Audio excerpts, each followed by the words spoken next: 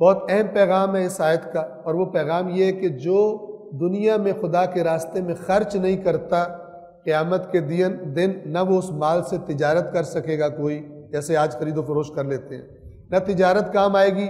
عام طور پہ مالداروں کے بڑے پکے دوست ہوتے ہیں جو جب بھی ان کو کوئی مسئلہ پیش آئے فوراً پہنچ جاتے ہیں۔ اور تیسرا کہ عقیدہ رکھا ہوتا ہے کہ مثلاً بعض لوگوں نے غلط عقیدہ کہ ہم جو بھی کر لیں ہماری شفاعت ہو جائے گی۔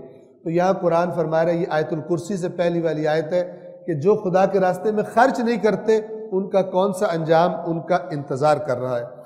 اے ایمان والو، جو مال ہم نے تمہیں دیا ہے اس میں سے خرچ کرو قبل اس دن کے کہ جس دن نہ تجارت کام آئے گی، نہ پکی دوستی فائدہ دے گی، اور نہ ہی کوئی سفارش چلے گی۔ شفاعت کا لفظ انہوں نے ترجمہ کیا سفارش کا۔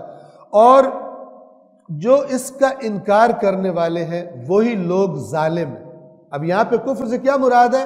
انفاق نہ کرنا، ہم نے نہیں پیسے خرچ کرنے اللہ کے راستے میں، ہم اور کام کر کے ثواب کما لیں گے۔